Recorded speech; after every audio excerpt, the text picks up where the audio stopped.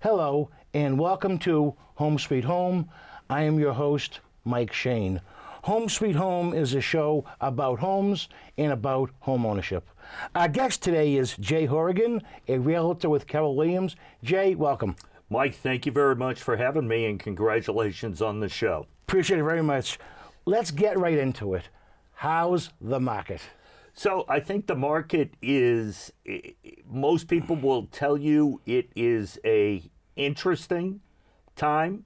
If you're in the home buying or home selling market, it is the craziness of a couple of years ago seems to, for the most part, kind of disappeared with the increase in interest rates, various things like that. It has made for maybe a little more hesitation when it comes to people buying new homes. Obviously, one thing that is still around from the craziness is the prices of single-family homes is still, especially in our area, significantly higher than it was 5 years ago. Is the increase in price still happening? Has it leveled off? What are you seeing? So I would say, on whole, it has kind of leveled off. One thing I have noticed over, say, the last 6 months or so, you see more homes that actually have price adjustments going downward. You know, for a couple of years, we didn't see any of that. You know, houses were selling for a $400,000 home was selling for $550,000. There was bids, and more bids. It was crazy. Yeah. So you have seen some adjustments like that now where the price has gone down.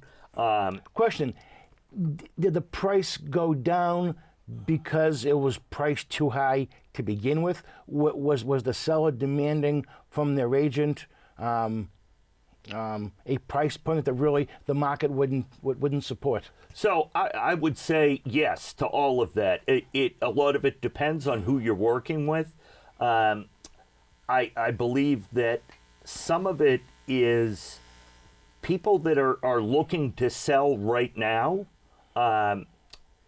still want to capture what was happening 2 years ago. Which you just can't do. Right. You're selling in this market, not the market of 2 years ago. And they're hoping that market, they can push it out another, even just a weekend, so they can have an open house where they have 90 people show up. Yeah. They get 15 offers all over asking. So that's part of it. As I've always been taught, and the way I go about it, the market's going to end up determining your price. Speaking of markets today and markets years ago, and you can define it, years ago, many offers had escalation clauses in them. Mm-hmm. Okay. Can you kind of mention what they are, and have those disappeared, or are they disappearing? So I think the escalation clause, which basically you put in to an offer, if you're offering $100,000 for a home, and you think there's going to be multiple offers, you're willing to go up, say, to 120 at $1,000 increments based on other people's offers. So I put one in at 100,000, and I'm going up. You're putting an offer in. You come in at 105. Well, my offer has that clause, so the agent could say, okay, it's not 100,000. He's now at 106,000. It escalates to Correct. 106,000. I do think you were, again, going back 2 or 3 years ago, just before the pandemic, and then when the pandemic hit, you were seeing a ton of escalation clauses because people were looking at 7, 8, 9, 10 homes that they were putting offers in and losing out Sure. on. So people were trying, that's when you started really seeing the increase in the waiving of inspections. You were seeing escalation clauses. You were Even waiving appraisals in some cases. Yes, appraisals. Some people, normally you have a mortgage contingency when you put an offer Sure. in. Some people waiving that because they were doing anything and everything they could to get a home. Looking right now for the last month, from roughly the third week in February to the third week in March, right now in Franklin, there are only 8 houses, single-family homes, on the market. They're on the market for roughly 25 days is the average right now. That, in my opinion, and what we saw, again, in a lot of things these days, we differentiate between pre-pandemic and post-pandemic. Pre-pandemic, I think you saw a lot more. At this time of the year, you would have seen a lot more houses so on the market. Number. So now you see 8. Pre-pandemic, what numbers would you see? You could see anywhere 20, 30 homes on the market. It was not uncommon to see 1 or 2, possibly more, depending on the size of the development, in the same neighborhood. I have talked to clients in the past. Hey, can we find out what Mike's selling his house? I want to list mine for 10 grand less. So it's basically the same house. It's built by the same builder. You don't see as much of that right now. And I think that's evident, and you would probably notice as well, Mike, just driving around. You don't see the signs. You certainly don't see the signs that you used to see. Okay. So factoring that number 8, how is that impacting that all-important first-time home buyer? So it is, in my opinion, and having a first-time home buyer in my house, it is crushing them. They have been, for the most part, priced out of the market. If they wanted to live in this area, not just Franklin, some of the surrounding towns, the homes that maybe 5 to 10 years ago would have fallen into their price range are now $100,000 out of their price range. For a single teacher to be able to buy something, it is, I don't want to say it's impossible, but you have to get very lucky right now to see a listing when it comes on, whether it's for a condo or a single family home, that falls into where you're approved. With buying homes, as you know, being a mortgage guy, it all works back to how much you're approved, what you can buy. Numbers, and numbers. And just listening to the news, the stock market, the interest rate, the Feds, 401ks. Yeah. I mean, it's a river, unfortunately, of negative news. Yeah.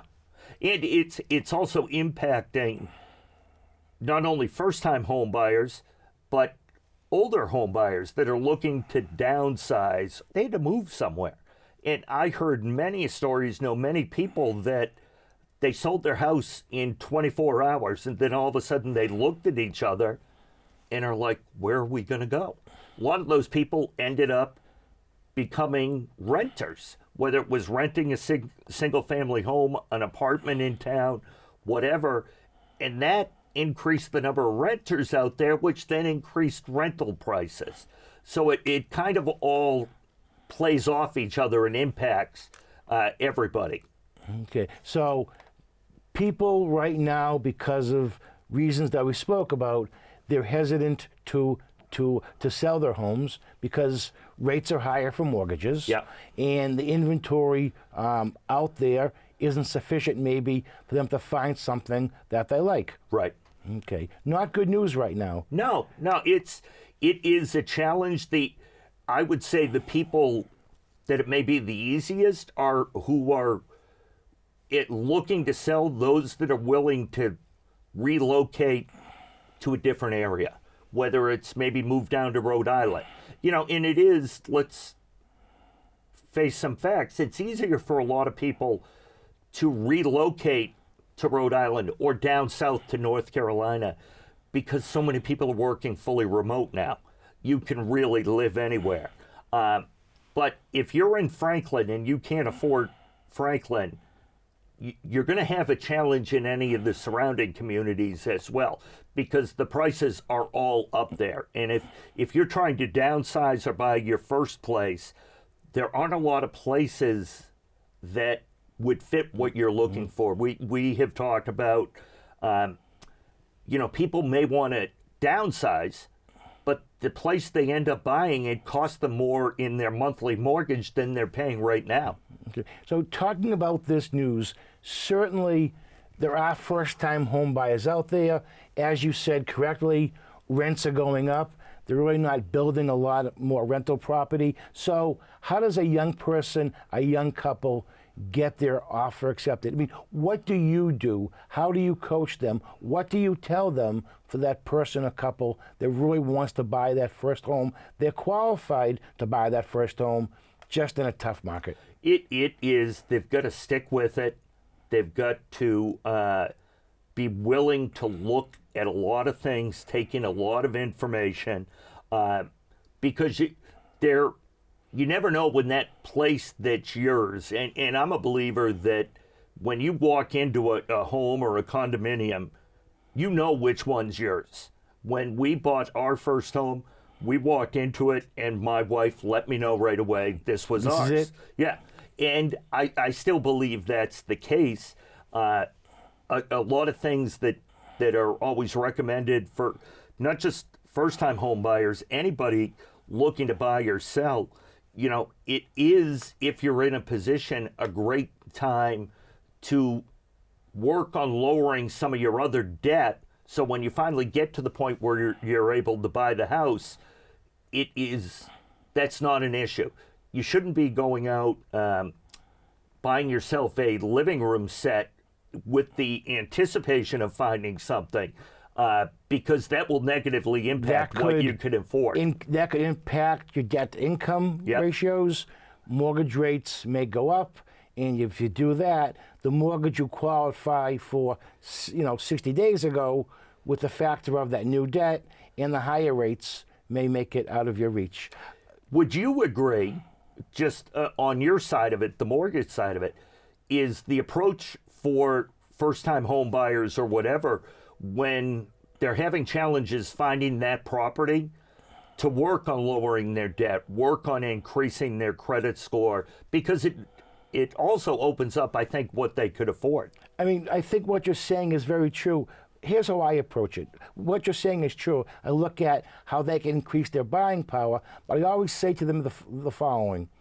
What is your current rent payment right now?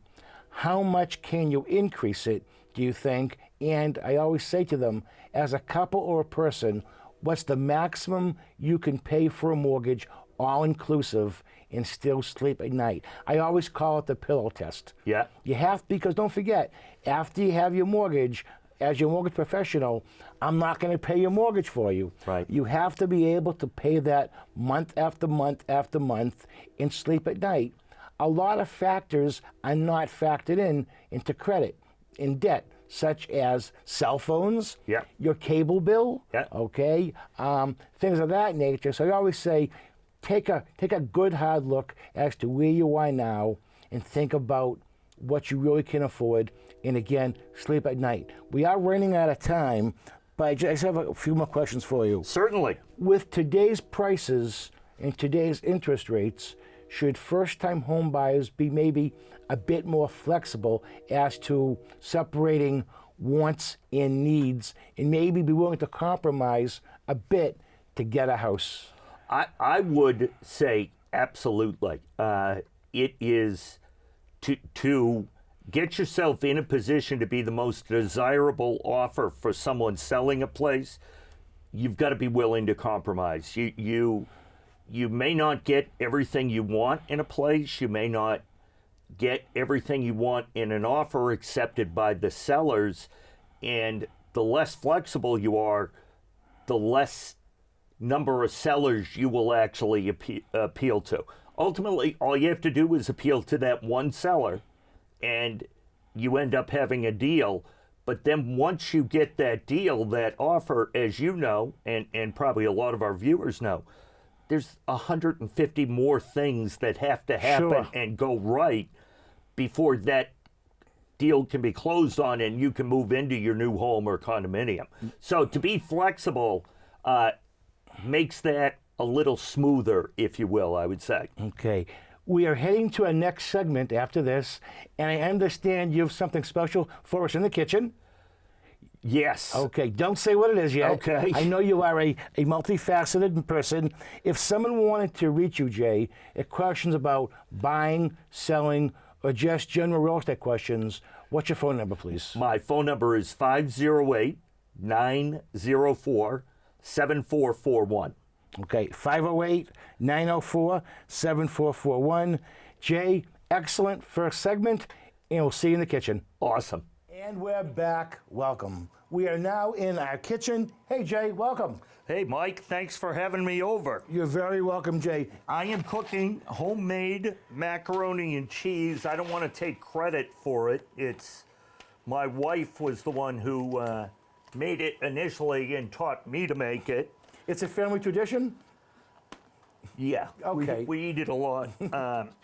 We are not necessarily allowed in our house to have that blue box that says craft on the front. Gotcha. And honestly, if my wife were to see that I have a Prince box and not a Barilla pasta box, there'd be issues there. Must have been on sale. Yeah, it was. It absolutely was. Okay, so you boiled your water. Yep. You're adding your pasta. Did you add anything to the water before you added your pasta? Put a little salt in it to help it come to a boil a little more quickly because we are obviously on a time crunch. Okay, yeah. It is, I'll tell you right now that if I'm able to make it, anybody can make it. It's simple? Yes. It's almost like you set it and forget it? Yes. Okay. While you're cooking, I understand besides real estate, you also do a lot of sports, collegiate, high school refereeing. I do. I referee a bunch of stuff. How'd you get started? Well, when I was a senior in high school, Many years ago. many years ago, Okay. my high school basketball coach down in Connecticut, he's actually from this area, went to Sharon High School. Okay. Ray Schwartz, he's in the Hall of Fame there. He, right before tryouts, he suggested for me to take the basketball refereeing course because we had a bunch of referees at our high school. Okay. I was not smart enough to realize that he was telling me he had cut me 3 years in a row.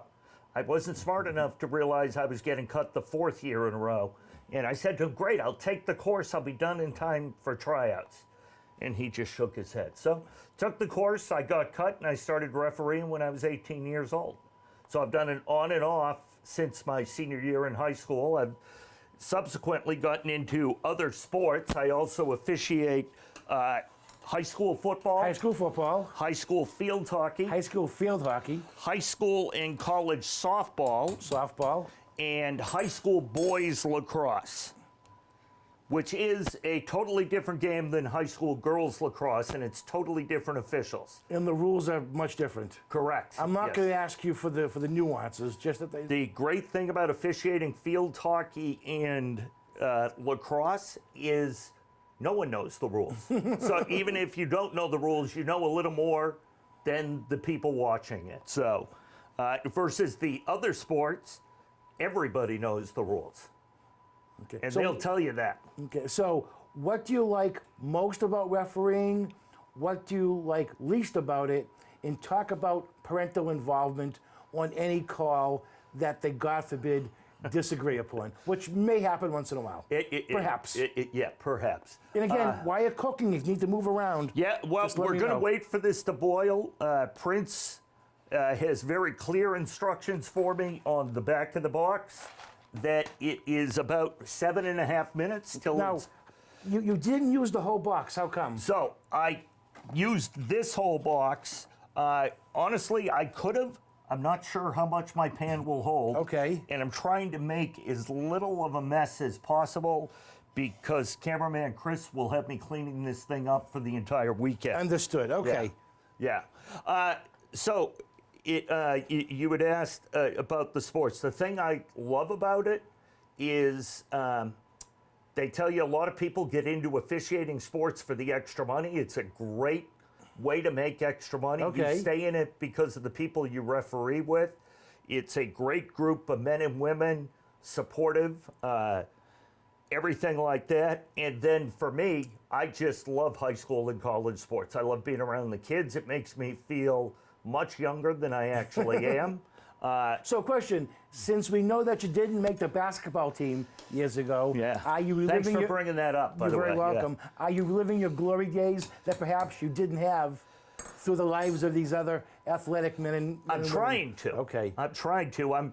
I've been fortunate enough working here, helping out at Franklin TV, where I've also been able to do a lot of announcing of sports. You do have the pipes, the voice for it. Well, I'm a loudmouth, what a lot of people would I didn't tell say you. that, but go ahead. But we've been doing them for years around here, and I've been very fortunate, been involved.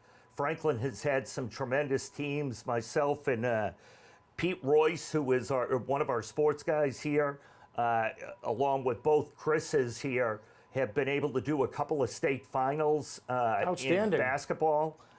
So we've been very fortunate. It's a lot of fun. So you referee. Yeah.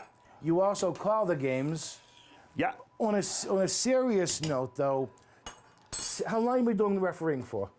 Off and on since 1979. Okay. What changes have you seen in the feedback from parents on calls that they just don't agree with? Parents are much more comfortable letting you know how they feel about your abilities or lack thereof. They're much more comfortable telling you where they think you should go and how long you should stay there, and they're willing to help you. I have had instances, unfortunately, where after basketball games, we're not allowed to leave. We have to wait for police escorts to the cars. You go in to help, to nurture, to teach. How's it coming, by the way? It's getting there. We're good. Probably just a couple of more minutes here on the pasta, then we'll be ready to go. But yes, it does. It changes it totally. We here, just to plug another show that we do, Winning Ways with the MIAA. We did a week ago an entire hour about the shortage of officials in Massachusetts. It's a real problem. Okay. You said that's going to be a few more minutes, and thank you for the information on refereeing. While that's almost done, did you want to mention some of the ingredients that you're going to be using to finish this with? So we put into it, and when I say we, my wife and I and the kids, we put a can, and this is 12 ounces of evaporated milk. This after it cooks. After it cooks and you strain it, you mix in this. What you first do is you put Monterey Jack cheese and cheddar cheese we put in, but you can put whatever you want. Little mustard powder, little pepper, and then sprinkle breadcrumbs on the top of it. You don't have to put the breadcrumbs on all of it if you don't want. If you're not a breadcrumb person, you can put it on half. I'm trying to watch my weight, obviously, with the evaporated milk. Yes, which I'm the same way. Okay, I'll let you finish this off here. So we're very fortunate to have this awesome kitchen here at the TV station that lets us do all this. Very convenient. It's very nice. It's great. It's nicer than my kitchen, as I said. Yes, yeah.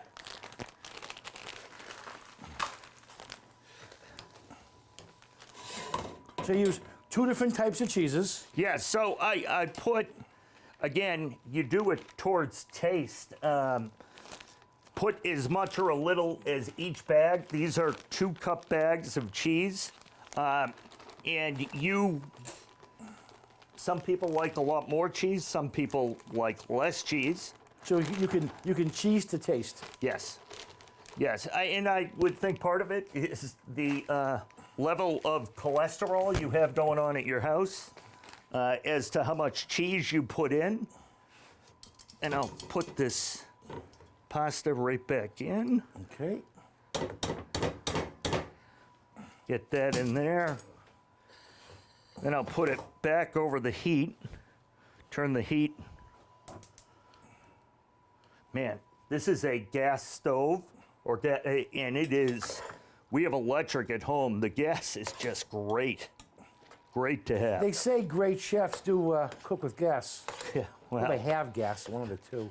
well, normally I will tell you, my son is an actual chef. Oh, really? So when he comes home, putting in a little bit of mustard, I have no idea how much. It just whatever I feel like. A sprinkle. Yeah, same thing with the A sprinkle. pepper.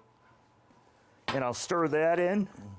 But yeah, he is a chef in Connecticut, so we're very fortunate when he comes home, especially for the holidays, he does all the cooking. Nice. Oh, and it's, don't tell my wife, but it's great. He does a tremendous job.